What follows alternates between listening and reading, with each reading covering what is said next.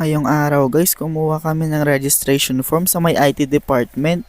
Kailangan kasi to para ready kami pag hinanap to ng mga prof sa amin. Magandang araw, ito na nga pala yung pangalawang araw namin sa school. Pagkagising ko nga, iniisip ko kung makakapasok ba ako. Sobrang lakas kasi ng ulan. Pero buti naman bago ko umalis, tumila na. Mahirap kasi pumasok kapag malakas yung ulan. Maari pang baha yung madaanan ko. Mas maaga nga pala yung pasok ko ngayong araw. Alas 7 nga pala ng umaga. Ang uwian ko naman alas 4 ng hapon. Medyo matraffic nga nitong mga oras.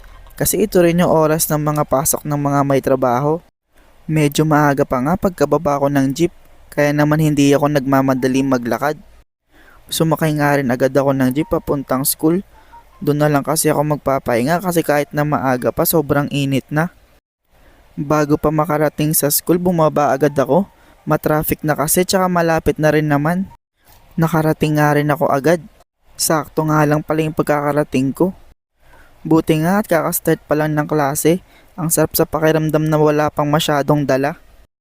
Pagkasakay ko nga ng elevator, nakasabay ko yung kaklase kong si Denise. Kakarating ko nga lang dito sa room. Sakto lang kasi yung dating ko. Medyo marami na rin pala akong kaklaseng naghihintay dito.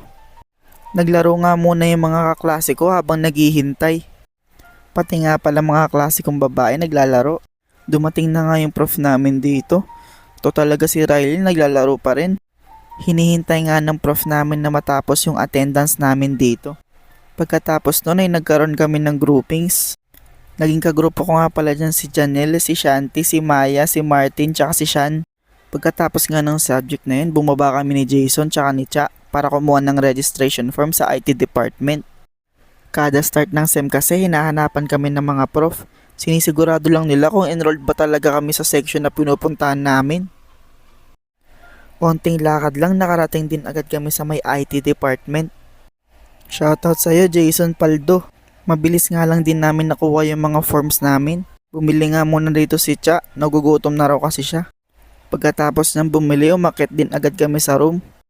Free time nga pala to kaya naman kanya-kanya na ng trip. May kumakain, may natutulog, may nagpa-practice mag-volleyball, tsaka naman may naglalaro.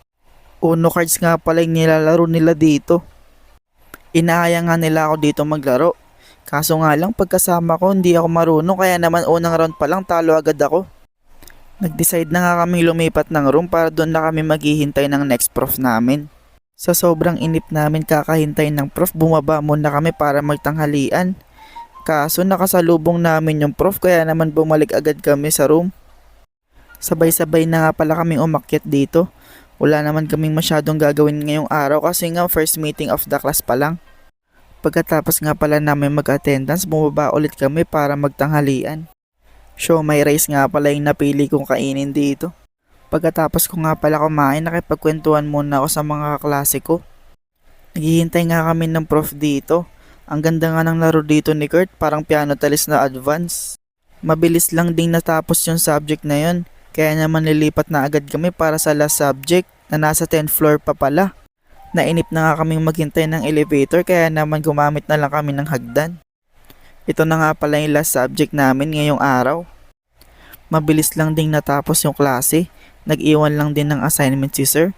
Ipe-present kasi namin yun sa next meeting by group. Ito nga pala yung mga klase ko, sama raw sila sa video. Pagkababa nga namin ng elevator, dumaan muna kami sa field bago kami lumabas ng school.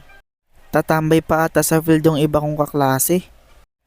Kaya naman sumabay na ako dito sa ibang kaklase na mauuna ng umuwi. Hiniram nga muna dito ni Abay yung camera, siya na daw muna magvi-video sa amin. Ito nga pala yung dinadaanan namin papunta tsaka papasok ng school. Ganito yung ginagawa namin araw-araw kapag nagkakasabay kami. Puro tsikahan lang hanggang sa makapunta sa sakayan. Dadaan muna kami dito sa may Victory Mall para magpalamig. Pagkalabas nga namin ng Victory Mall, tumawid agad kami dito sa may Shibuya Crossing. Pagkalagpas nga sa may SM Grand, doon na nga kami naghiwa-hiwalay. Mabilis lang din ako nakasakay ng jeep dito. Kaso malas lang kasi rush hour na ako nakasakay. Ang tagal ng biyahe ko, umabot ata ng 1 oras. Pagkababa ko nga pala ng jeep, naalala ko na kailangan ko pala magpa-xerox ng ID ni mama. Kailangan kasi sa requirements namin sa PE class. Dito nga pala ako nagpapaserox tsaka print, mura lang kasi dito. Bago nga pala matapos yung video, shoutout nga pala kay Jasmine tsaka yung dalawa niyang pamangkin na si Amara at Amira. Maraming salamat sa support. Hanggang dito na lang guys, maraming salamat sa panonood. Pew pew out, pew pew!